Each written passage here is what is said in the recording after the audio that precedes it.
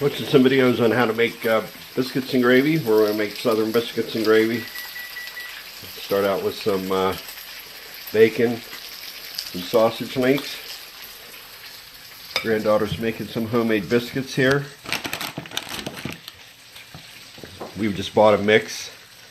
A little trick that I was taught years ago was to put a couple tablespoons of mayonnaise in it to make your biscuits fluffy. These are going to be drop biscuits. You're doing a wonderful job, honey. Okay, for your best biscuits and gravy, you need to start with the best sausage and the best bacon.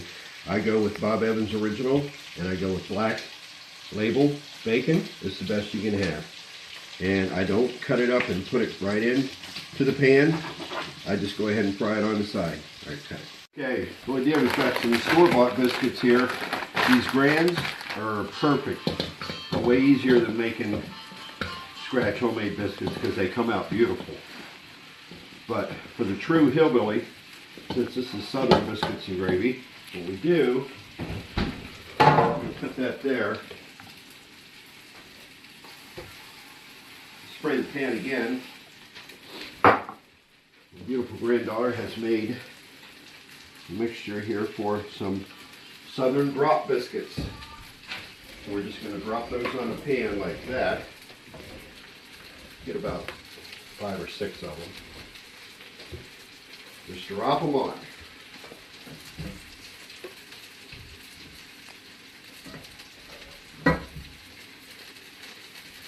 True Hillbilly knows what a drop biscuit is, and they love them. For secret ingredients, you put a little bit of mayonnaise in there.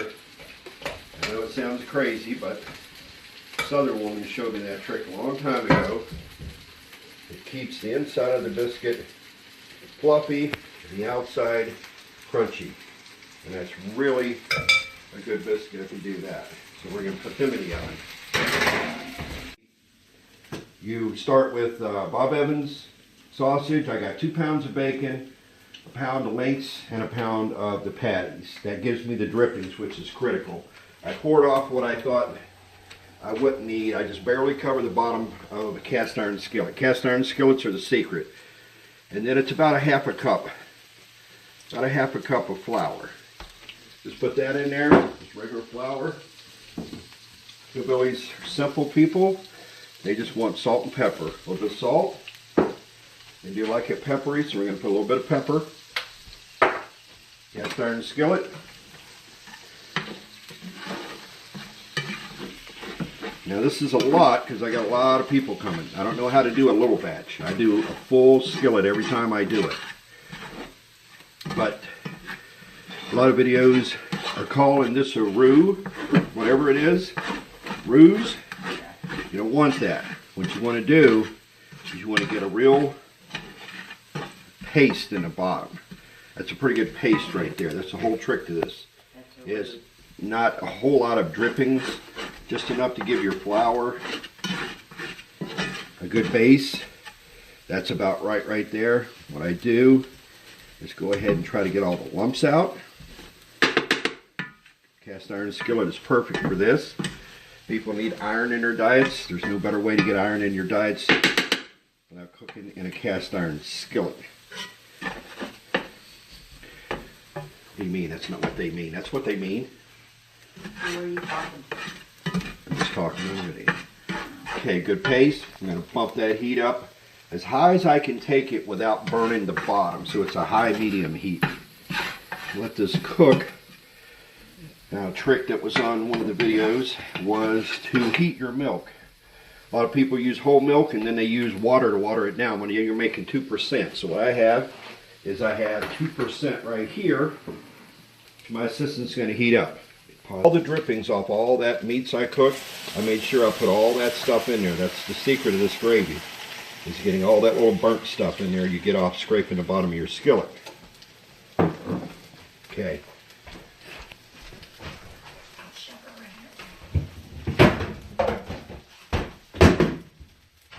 Come out of there for a reason. I realize that's not going to be enough milk, so I'm going to go ahead and fill her up where I think it should be, about right there.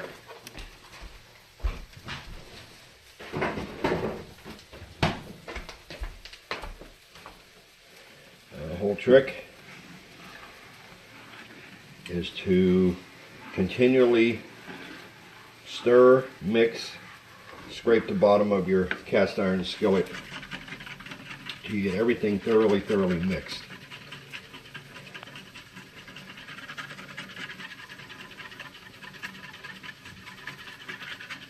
The drippings and the burn off part of your meat is the secret. Okay, we've got our temperature set at a medium-high heat, so we're not burning the bottom. Got everything mixed in really good, got all the lumps out of it. Metal spatula on a cast iron skillet, you get that sound right there. Hear that? It's telling you the bottom's clear, sending out ultrasonic waves, help mix it. But specks that's in there is the pepper and mostly the drippings that's mixed in with it that makes a good base for a good gravy. I'm going to bring this to a boil and you'll see the texture because it will thicken. It looks really thin right now. Okay, for really true hillbilly gravy, I'm frying bologna in this back pan back here right now. And what I normally would do would be cut that up and mix it in with the gravy. That's hillbilly gravy. But not everybody likes it, so I'm going to cook that off to the side. Put it on the cookie sheet over there, and my beautiful assistant will degrease that just like she has everything else. This food's not really the greatest for you, but if you take off the drippings and the grease, it helps quite a bit. Okay, now we've got our gravy. It's come to a boil. This is kind of a critical part here, because what you have to do is just use a gut decision on how thick you want your gravy. I like mine not so thick, you know, kind of medium. So I let it boil, keep letting it boil just to see how thick it gets. This is really not getting that thick. If it was to get really thick on me, I'd just add some more milk because I got room in the skillet to put it in there. So I'm just going to let this cook for a while. And if it gets thicker on me, I'm going to throw some in. You want it to get like little moon craters on it or whatever. That's about the right thickness. Even though that looks really thin, once you pour it into the bowl, it will thicken some more. So I'm going to let it cook. Here's another trick that I really like is, my wife bought this bowl. It's a thermal bowl. You put it in there, it has a lid on it, and it will keep your gravy hot for a long time.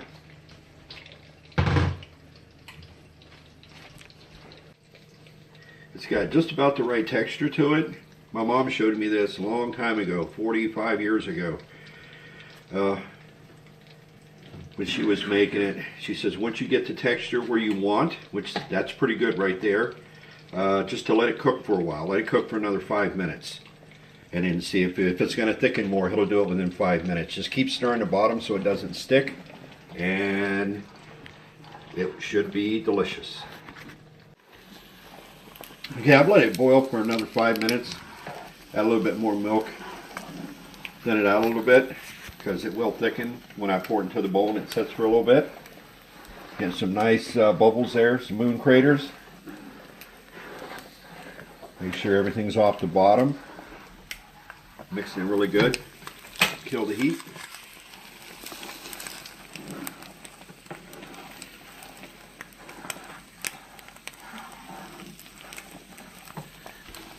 Get this out of here. Okay, ready to shoot? Yep. Okay.